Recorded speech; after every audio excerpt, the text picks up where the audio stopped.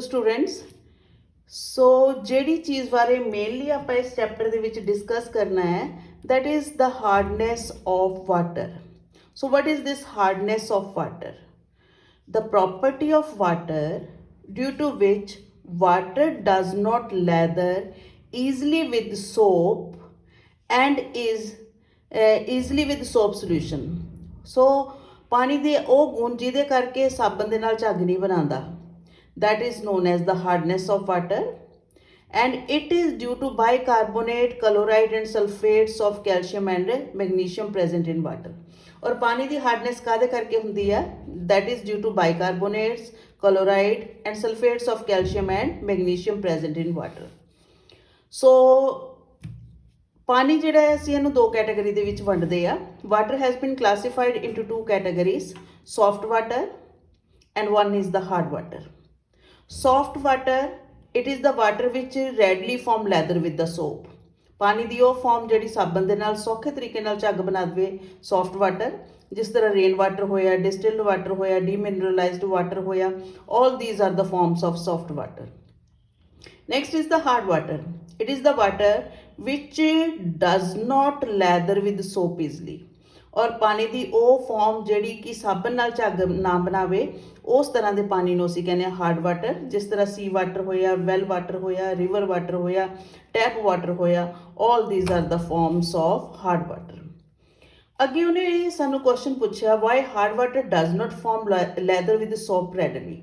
Hard water soap ਦੇ ਨਾਲ ਝੱਗ ਈਜ਼ਲੀ ਕਿਉਂ ਨਹੀਂ ਬਣਾਉਂਦਾ? ਐਕਚੁਅਲ ਸੈਂਸ ਦੇ ਵਿੱਚ ਰਾਜੇ ਪਾਣੀ ਦੀ ਹਾਰਡਨੈਸ ਕਾਹਦੇ ਕਰਕੇ ਹੁੰਦੀ ਆ? ਪਾਣੀ ਦੇ ਵਿੱਚ ਘੁਲੇ ਹੋਏ ਕੁਝ ਸਾਲਟ ਕਰਕੇ. ਉਹ ਸਾਲਟ ਕਿਹੜੇ ਕਿਹੜੇ ਆ? Basically they are the bicarbonates, chlorides and sulphates of calcium and magnesium, right.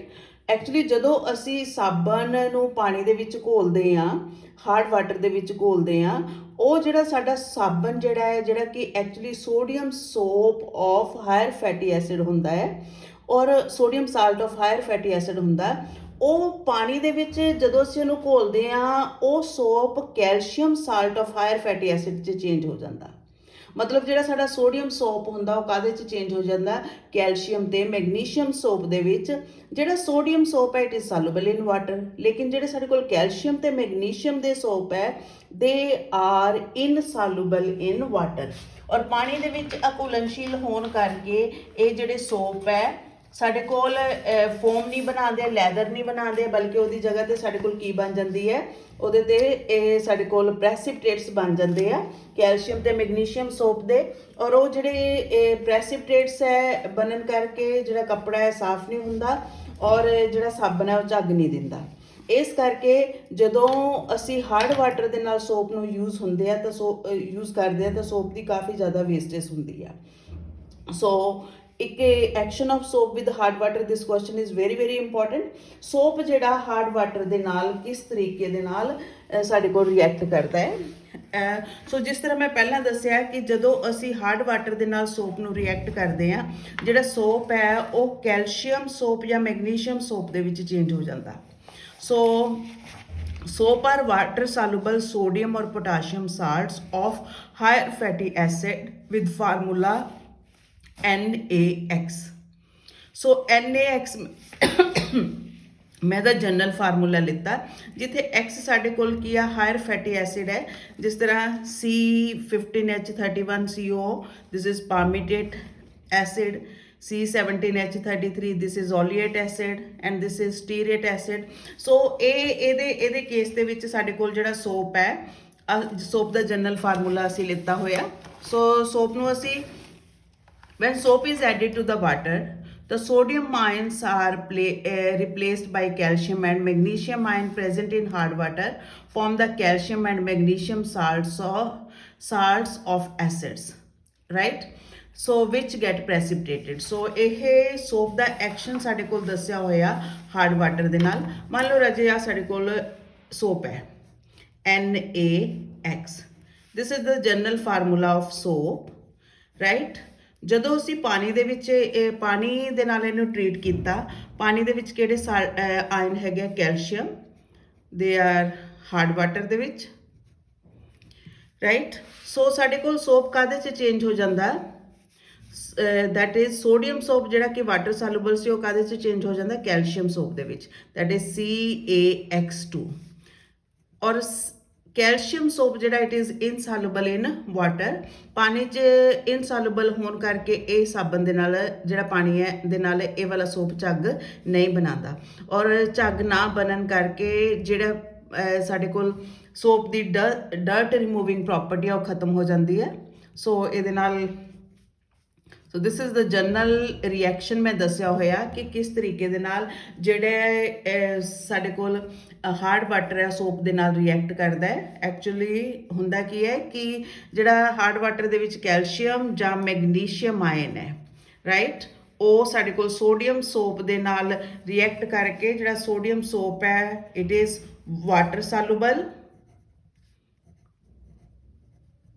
Right this is sodium soap ਜਦੋਂ ਮੈਗਨੀਸ਼ੀਅਮ ਵੀ ਪਾਣੀ ਦੇ ਵਿੱਚ ਪ੍ਰੈਜ਼ੈਂਟ ਹੈ ਜਦੋਂ ਇਹਦੇ ਨਾਲ ਵੀ ਰਿਐਕਟ ਕਰਦਾ ਸਾਡੇ ਕੋਲ ਕੀ ਬਣਾ ਦਿੰਦਾ ਇਹਦਾ ਮੈਗਨੀਸ਼ੀਅਮ ਸਾਲਟ ਸੋ ਇਹਦੇ ਪ੍ਰੈਸਿਪਿਟੇਟਸ ਬਣ ਜਾਂਦੇ ਆ ਸੋ ਵਿਚ ਆਰ ਇਨਸੋਲੂਬਲ ਇਨ ਵਾਟਰ ਔਰ ਸਾਡੇ ਕੋਲ ਪਾਣੀ ਇਸ ਹਾਰਡ ਵਾਟਰ ਦੇ ਨਾਲ ਝੱਗ ਬਣਨ ਦੀ ਬਜਾਏ ਸਾਡੇ ਕੋਲ ਕੀ ਪ੍ਰੋਡਿਊਸ ਹੁੰਦਾ ਹੈ insoluble precipitates of calcium and magnesium soap so ਇਹਦੇ ਕਰਕੇ ਕਾਫੀ ਜ਼ਿਆਦਾ ਪਾਣੀ ਦੀ ਔਰ ਸਾਬਣ ਦੀ ਵੇਸਟੇਜ ਹੁੰਦੀ ਆ ਔਰ ਜਿਹੜੇ ਕਲੋਥਸ ਹੈ ਉਹ ਪ੍ਰੋਪਰ ਵੇ ਦੇ ਨਾਲ ਸਾਫ਼ ਨਹੀਂ ਹੁੰਦੇ so that's a lot of soap wasted due to the formation of curdy white precipitates and hard water is not useful for the laundry ਇਸ ਤਰੀਕੇ ਨਾਲ ਹਾਰਡ ਵਾਟਰ ਕੱਪੜੇ ਧੋਣ ਵਾਸਤੇ ਕੰਮ ਨਹੀਂ ਆਉਂਦਾ what is the hardness of water explain its causes and types this question is very important what is the hardness of water hardness of water ਅਸੀਂ ਜਿਵੇਂ ਪਹਿਲਾਂ ਹੀ ਡਿਫਾਈਨ ਕੀਤਾ ਹੈ property due to which water does not lather easily with soap is called the hardness of water ਪਾਣੀ ਦਾ ਉਹ ਗੁਣ ਜਿਹਦੇ ਕਰਕੇ ਸਾਬਣ ਦੇ ਨਾਲ ਝੱਗ ਬਣਾਉਣੀ ਬੰਦ ਕਰ ਦਿੰਦਾ ਇਸ ਗੁਣ ਨੂੰ ਅਸੀਂ ਕੀ ਕਹਿੰਦੇ ਹਾਂ hardness of water causes of hardness of water ਕਾਹਦੇ ਕਰਕੇ ਪਾਣੀ ਹਾਰਡ ਬਣਦਾ ਹੈ ਕੀ ਐਸਾ ਕਾਰਨ ਹੈ ਜਿਹਦੇ ਕਰਕੇ ਪਾਣੀ ਹਾਰਡ ਬਣਦਾ ਹੈ hardness of water is due to the bicarbonate chlorides and sulfates of calcium and magnesium right ਇਹ ਕੁਝ ਸਾਲਟ ਦਿੱਤੇ ਹੋਏ ਕੈਲਸ਼ੀਅਮ ਤੇ ਮੈਗਨੀਸ਼ੀਅਮ ਜਿਨ੍ਹਾਂ ਕਰਕੇ ਪਾਣੀ ਦੀ ਹਾਰਡਨੈਸ ਕਾਜ਼ ਹੁੰਦੀ ਹੈ ਸੋ what is the reason for hardness of water hardness of water hardness of water is due to the chlorides, sulfates and bicarbonates of calcium and magnesium ਸੋ ਇਹਨਾਂ ਸਾਲਟ ਕਰਕੇ ਪਾਣੀ ਦੀ ਜਿਹੜੀ ਹਾਰਡਨੈਸ ਹੈ ਉਹ ਹੁੰਦੀ ਹੈ ਸੋ ਅਸੀਂ ਹੁਣ ਇਹਨਾਂ ਸਾਲਟ ਦੇ ਨਾਮ ਦੇਖ ਲਈਏ ਕਿਹੜੇ 6 ਸਾਲਟ ਹੈ ਕੁੱਲ ਮਿਲਾ ਕੇ ਜਿਹੜੇ ਪਾਣੀ ਨੂੰ ਹਾਰਡ ਕਰਦੇ ਆ ਇਹਨਾਂ ਨੂੰ ਇਸ ਤਰੀਕੇ ਨਾਲ ਤੁਸੀਂ ਯਾਦ ਕਰ ਸਕਦੇ ਹੋ ਕੈਲਸ਼ੀਅਮ ਮੈਗਨੀਸ਼ੀਅਮ ਰਾਈਟ ਸੋ ਪਹਿਲੇ ਨੰਬਰ ਤੇ ਬਾਈਕਾਰਬੋਨੇਟ ਰੈਡੀਕਲ ਦਾ ਫਾਰਮੂਲਾ ਹੁੰਦਾ HCO3 -1 bicarbonate sulphate SO4 -2 right chlorides Cl -1 so that is due to bicarbonate chloride and sulfates of calcium and magnesium calcium ਦੇ ਪਹਿਲਾਂ ਤਿੰਨੋਂ ਸਾਲਟ ਬਣਾ ਲਓ right so first is calcium bicarbonate calcium the valency 2 ਹੈ bicarbonate ਦੀ 1 ਹੈ ਤਾਂ ਸਾਡੇ ਕੋਲ ਸਾਲਟ ਦਾ ਫਾਰਮੂਲਾ ਕੀ ਬਣੂਗਾ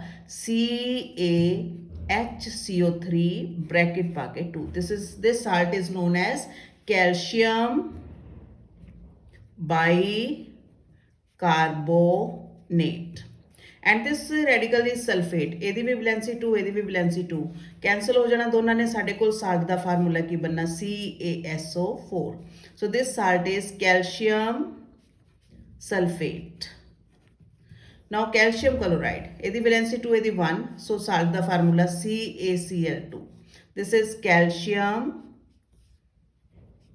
chloride right ਸੋ ਇਹ ਤਿੰਨ ਸਾਲਟ ਜਿਹੜੇ ਕਿ ਪਾਣੀ ਨੂੰ ਹਾਰਡ ਬਣਾਉਂਦੇ ਆ ਇਸੇ ਤਰ੍ਹਾਂ ਮੈਗਨੀਸ਼ੀਅਮ ਦੇ ਤਿੰਨ ਸਾਲਟ ਕਿਹੜੇ ਸਾਲਟ ਮੈਗਨੀਸ਼ੀਅਮ ਦੇ ਸੋ ਫਰਸਟ ਸਾਲਟ ਇਜ਼ ਇਹਦੇ ਨਾਲ ਮਿਲਾ ਕੇ ਸਾਡੇ ਕੋਲ ਕੀ ਬਣੂਗਾ that is magnesium bicarbonate.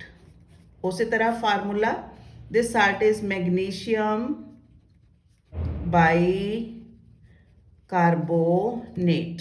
Next ਆਪਾਂ ਇਹਦਾ ਸਲਫੇਟ ਦੇ ਨਾਲ ਰਿਐਕਸ਼ਨ ਕਰ ਦਈਏ. So this one is magnesium sulphate. This salt is magnesium sulphate. And next one is chloride ਦੇ ਨਾਲ ਇਹਦਾ ਰਿਐਕਸ਼ਨ ਕਰ ਦਈਏ, that is magnesium chloride. Magnesium chloride. ਸੋ ਕੁੱਲ ਮਿਲਾ ਕੇ ਇਹ 6 ਸਾਲਟ ਜਿਹੜੇ ਆ ਕਿ ਉਹ ਪਾਣੀ ਨੂੰ ਹਾਰਡ ਕਰ ਸਕਦੇ ਆ. ਸੋ what is the reason for the hardness of water? That is chlorides, sulfates and bicarbonates of calcium and magnesium. Total ਇਹ 6 ਸਾਲਟ ਹੈ ਜਿਹੜੇ ਕਿ ਪਾਣੀ ਦੀ ਹਾਰਡਨੈਸ ਦਾ ਕਾਰਨ ਬਣਦੇ ਆ, right? So next is differentiate between temporary and permanent hardness of water. This question is again very important. What is the temporary hardness of water and what is the permanent hardness of water? How you can differentiate? ਰਾਜੇ ਜਿਹੜੀ hardness ਨੂੰ ਅਸੀਂ ਪਾਣੀ ਨੂੰ just boil ਕਰਕੇ remove ਕਰ ਸਕਦੇ ਹਾਂ. Types of hardness of water. Hardness of water is of two types. Temporary hardness, it is due to the presence of bicarbonates of calcium and magnesium. It is called temporary because it can be easily removed by simply boiling hard water. ਸੋ ਜਿਹੜੀ hardness ਨੂੰ ਪਾਣੀ ਨੂੰ ਸਿਰਫ ਉਬਾਲ ਕੇ ਦੂਰ ਕੀਤਾ ਜਾ ਸਕੇ ਉਹਨੂੰ ਟੈਂਪਰੇਰੀ ਹਾਰਡਨੈਸ ਕਹਿੰਦੇ ਆ. ਔਰ ਟੈਂਪਰੇਰੀ ਹਾਰਡਨੈਸ ਕਰਨ ਵਾਲੇ ਸਾਲਟ ਹੈਗੇ ਆ, they are the bicarbonates of calcium and magnesium. Permanent hardness of water, this is due to the presence of chlorides and sulfates of calcium and magnesium. It is called permanent hardness as it cannot be removed on boiling water. ਸੋ ਇਸ ਤਰ੍ਹਾਂ ਦੀ hardness ਨੂੰ ਅਸੀਂ ਪਾਣੀ ਨੂੰ boil ਕਰਕੇ remove ਨਹੀਂ ਕਰ ਸਕਦੇ, ਇਸ ਕਰਕੇ ਇਹਨੂੰ ਪਰਮਾਨੈਂਟ ਹਾਰਡਨੈਸ ਅਸੀਂ ਕਹਿੰਦੇ ਆ. ਔਰ ਇਸ ਹਾਰਡਨੈਸ ਨੂੰ ਰਿਮੂਵ ਕਰਨ ਵਾਸਤੇ ਸਾਨੂੰ ਕਿੰਨੇ ਹੀ ਕੈਮੀਕਲ ਮੈਥਡ ਜਿਹੜੇ ਆ ਉਹ ਯੂਜ਼ ਕਰਨੇ ਪੈਂਦੇ ਆ. ਔਰ ਪਰਮਾਨੈਂਟ ਹਾਰਡਨੈਸ ਕਰਨ ਵਾਲੇ ਕਿਹੜੇ ਕਿਹੜੇ ਸਾਲਟਸ ਹੈ? ਦੇ are the chlorides and sulfates of calcium and magnesium. So calcium chloride, magnesium chloride, calcium sulfate and magnesium sulfate. ਇਹ 4 ਸਾਲਟ ਐਸੇ ਆ ਜਿਹੜੇ ਕਿ ਪਾਣੀ ਦੀ ਪਰਮਾਨੈਂਟ ਹਾਰਡਨੈਸ ਦਾ ਕਾਰਨ ਬਣਦੇ ਆ, ਰਾਈਟ? Thank you students.